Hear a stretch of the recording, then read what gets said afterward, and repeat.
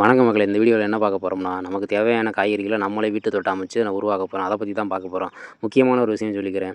எனக்கு வந்து இந்த விவசாயத்தில் இருக்கிற rules and regulation, terms and condition எதுவுமே தெரியாது. ஏன்னா நான் ப்ராப்பரான விவசாயி இல்லை. எனக்கு தெரிஞ்ச நேரத்தில் தோணும் போது நான் பாட்டுக்கு பண்ணிக்கிட்டு இருப்பேன். அது நல்லா ரிசல்ட்டை கொடுக்குது. ஃபஸ்ட்டு ப்ராசஸ் என்ன பண்ணிக்கிட்டேன்னு பார்த்தீங்கன்னா, இப்போ வந்து வெயில் காலம்.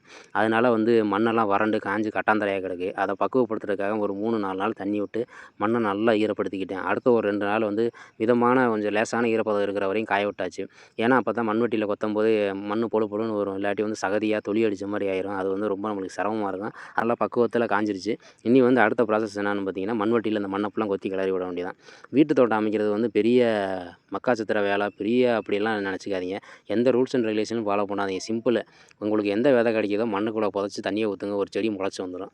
அதுவே பெரிய சக்ஸஸ் தான் உங்களுக்கு. ஓகேங்களா? இப்போ வந்து நல்லா மண் காஞ்சிருச்சு. அதை நல்லா கொத்தி இயற்கை அந்த உரமான காஞ்ச மாட்டு சாணி, ஆட்டு புழுக்கை அதெல்லாம் போட்டு மண்ணை பரப்பி விட்டாச்சு. அடுத்து என்ன பார்த்தீங்கன்னா, பார் பிடிக்க ஆரம்பிச்சிட வேண்டியதான். ஓகேங்களா?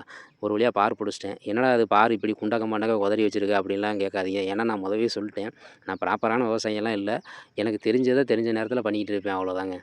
ஓகேங்களா? இப்போ வந்து விதைய ஊன ஆரம்பிச்சிடலாம். இப்போ நம்ம என்னென்ன விதை இருக்குதுன்னு பார்த்தீங்கன்னா, வெண்டை விதை இருக்குது, பீர்க்க விதை இருக்குது. எப்புட்றா வெள்ளைப்பூடு எதுக்குடா வச்சிருக்கேன்னு கேட்காதீங்க. எனக்கே தெரில எப்புட்றா வெள்ளைப்பூடு வந்துச்சுன்னு.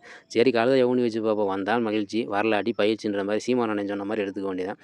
இந்த விதையெல்லாம் வந்து பார்த்தீங்கன்னா, ஏற்கனவே ஒரு வீட்டு தோட்டம் அமைச்சிருந்தேன். அதுலேருந்து சேகரித்த விதை. அப்புறம் தோட்டக்கலைத்துறையில் கொடுத்த வந்து தக்காளி விதை இருக்குது, மிளகா விதை இருக்குது. எல்லா விதையும் ஊன ஆரம்பிச்சிட வேண்டியதான். ஊனிட்டு தண்ணியை விட்டோம்னா வேலை முடிஞ்சுதுங்க.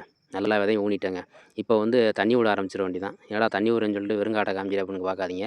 நம்ம வீட்டு தோட்டம் அமைச்ச நேரமா என்னான்னு தெரியல, கரண்ட் போயிருச்சு. கரண்ட் வந்தோடனே தண்ணி விட ஆரம்பிச்சிட வேண்டியதாங்க. இப்போ கரண்ட் வந்துருச்சு. ஒரு வழியாக தண்ணி விட ஆரம்பிச்சிட்டேன். இப்போ வந்து வெயில் காலம் அதிகனால போரில் வந்து தண்ணி கம்மியாயிருச்சுங்க. மதிய நேரத்துலலாம் வந்து மோட்ரு போட்டோம்னா தண்ணியே வர மாட்டுது. சரி இருந்த அளவுக்கு முடிஞ்ச அளவுக்கு இருக்கிறத வச்சு சமாளிப்போம்னு விட்டுக்கிட்டு இருக்கேன்.